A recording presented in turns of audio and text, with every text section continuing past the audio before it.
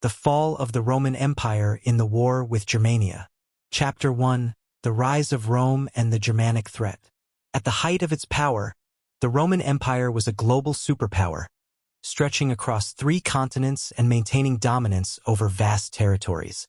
With the Mediterranean as its heart and control over much of Europe, the empire seemed unstoppable. But beyond the mighty Rhine and Danube rivers, to the north, there were lands that even Rome could not tame, the wild, forested lands of Germania. These lands, inhabited by fiercely independent tribes, would ultimately become the site of one of Rome's greatest defeats and the catalyst for the slow unraveling of the empire's northern frontiers. The Germanic tribes were a diverse group of peoples, united by a shared warrior culture, but divided by internal rivalries. To the Romans, they were seen as barbaric, a people living on the fringe of civilization. However, the Germanic tribes were fierce, proud, and deeply connected to their lands. They had resisted Roman domination for centuries, often launching raids across the Rhine, and their growing resistance would soon challenge the might of Rome itself. As early as the 1st century BCE, Rome began to encroach on Germanic lands. Julius Caesar's campaigns in Gaul had brought Rome's legions to the Rhine, and his brief forays into Germania in the 50s BCE revealed a land that would not be easily conquered. Caesar, though successful in defeating the Germanic tribes he encountered, knew that the region could not be fully subjugated without greater effort. It was during this time that the seeds of the Roman-Germanic conflict were sown, and a legacy of war, rebellion, and resistance began to take root. Chapter 2. The Battle of Teutoburg Forest. By the early years of the 1st century CE, Emperor Augustus had set his sights on securing the northern border of the Roman Empire and extending Roman influence over Germania. In 9 CE, the Roman general Publius Quinctilius Varus was tasked with bringing the tribes of Germania under Roman control. Varus, a respected commander, believed the conquest of Germania was well within Rome's reach. However, what Varus did not know was that a former Roman ally, Arminius, had turned against Rome. Arminius, a leader of the Cherusei tribe, had been raised in Rome as a hostage and had received a Roman education, learning the ways of Roman military tactics. Although he was trained as a Roman soldier and even served in the Roman army, Arminius's loyalty to Rome was ultimately betrayed by his desire to protect his people. He began plotting the unification of the Germanic tribes and lured the Romans into a trap. Arminius used his intimate knowledge of Roman tactics to deceive Varus.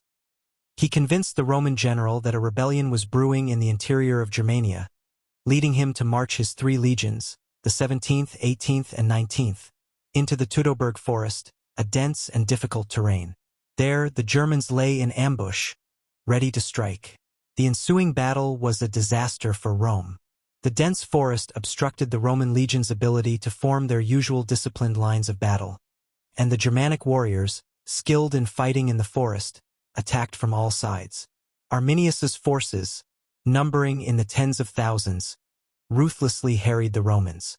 The battle raged for days, with the Romans unable to regroup or mount an effective defense. The result was catastrophic. Over 20,000 Roman soldiers were killed, and the 3 legions were destroyed. The Roman defeat at Teutoburg Forest was one of the worst losses in Roman military history. This defeat would have far-reaching consequences. Emperor Augustus, deeply shaken by the loss, realized that Rome's ambitions in Germania had come to an end. The Rhine River would become the natural boundary of the Roman Empire, and the dream of a Roman-controlled Germania faded. The battle marked the first major failure of the Roman Empire in its attempt to extend its borders, and it was a defining moment in the history of Rome's decline. Chapter 3. The Aftermath and Rome's Retaliation. The loss at Teutoburg Forest was a blow to Roman pride and an embarrassment for the empire. For the Germanic tribes, the victory was a symbol of their strength and resilience. Arminius became a hero among the tribes, hailed as a leader who had defeated the seemingly invincible Roman legions. The tribes, for a brief moment, united under his banner, believing that the Romans could be pushed back entirely. However, the victory also marked the beginning of internal conflict among the Germanic tribes. The unity that had been forged in the heat of battle began to unravel as old rivalries resurfaced. Arminius, despite his military genius, struggled to maintain control over the disparate tribes. Some tribes, like the Marcomanni, continued to resist Roman influence, but others, such as the Suebi, began to splinter, leading to a decline in the unity that had so effectively countered the Romans. In Rome, Emperor Augustus knew that the defeat could not stand unchallenged. He tasked his stepson, Germanicus, with avenging the legions lost in Teutoburg Forest and restoring Roman honor. Germanicus, a brilliant and charismatic general, led several retaliatory campaigns against the Germanic tribes between 14 and 16 CE. His forces inflicted heavy losses on the tribes and recaptured Roman standards that had been lost in the battle. Germanicus won several key victories, including the Battle of Idistavizo in 16 CE, where he defeated Arminius's forces in a significant engagement. Despite these successes, Germanicus was unable to decisively conquer the Germanic tribes or restore Roman dominance. The harsh terrain, constant guerrilla warfare, and logistical challenges wore down the Roman forces. Additionally, Roman losses were significant, and the death toll from disease and harsh conditions was high. The campaign was ultimately inconclusive, and in 17 CE, Germanicus was recalled to Rome. Emperor Tiberius, recognizing the high cost of the conflict, decided that further attempts to conquer Germania were futile. The Rhine would remain the natural boundary of the Roman Empire, and Roman expansion into Germania came to an end. Chapter 4: The Long-Term Impact and the Decline of Rome. The defeat at Teutoburg Forest and the failed campaigns in Germania had far-reaching consequences for the Roman Empire. While Rome continued to thrive for centuries, the loss of control over Germania marked a significant turning point in its history. The empire's military resources were stretched thin, and the cost of maintaining an ever-expanding empire took a toll on Rome's economy and manpower. The Roman Empire, once proud and expansive, began to show signs of internal decay. The inability to conquer Germania meant that Rome's northern frontier was left vulnerable to raids and invasions from other barbarian groups. The Visigoths, Vandals, and Huns, among others, would later exploit this weakness, contributing to the eventual collapse of the Western Roman Empire in the 5th century CE. The Germanic tribes, having successfully resisted Roman domination, would eventually play a key role in the downfall of Rome.